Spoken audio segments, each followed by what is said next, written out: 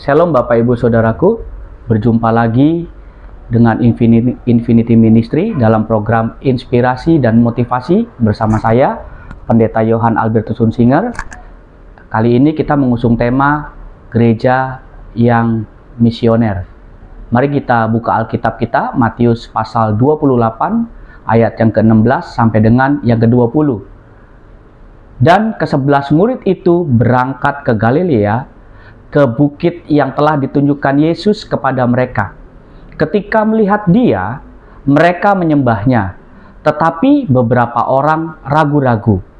Yesus mendekati mereka dan berkata, "Kepadaku telah diberikan segala kuasa di surga dan di bumi.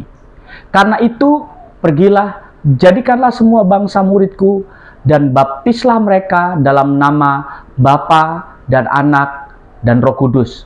Dan ajarlah mereka melakukan segala sesuatu yang telah kuperintahkan kepadamu.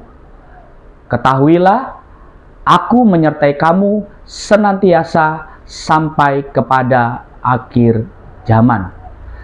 Dalam ayat ini ada dua hal yang kita belajar, yaitu nomor satu, ada penugasan, nomor dua, ada penyertaan. Nah, yang pertama, penugasan itu kita diperintahkan untuk pergi dan menjadikan semua bangsa murid Tuhan. Ingat, bukan membesarkan organisasi sebuah gereja, melainkan memenangkan jiwa bagi Tuhan Yesus. Kemudian dalam penugasan yang kedua adalah ajarlah mereka melakukan segala sesuatu yang telah diperintahkan Tuhan Yesus kepada kita. Apa itu? Yaitu, kasihilah Tuhan Allahmu dengan segenap hatimu dan kasihi sesama manusia, melalui menjangkau setiap jiwa yang belum terjangkau. Nah, kita ambil contoh ketika Tuhan Yesus melakukan misi menyeberang ke daerah Gerasa. Dalam Markus 5 ayat 1 sampai 20, ada seorang yang kerasukan banyak sekali roh jahat, menamakan dirinya Legion. Kemudian orang ini mengalami pemulihan, dan singkat cerita di ayat yang ke-20, orang yang dimenangkan oleh Tuhan Yesus dilepaskan dari kuasa kejahatan, pada akhirnya dia menjadi saksi di daerah Dekapolis. Dan saya percaya di tempat itu juga banyak orang dimenangkan bagi Tuhan. Yang kedua adalah penyertaan. Ini bicara soal kuasa Roh Kudus.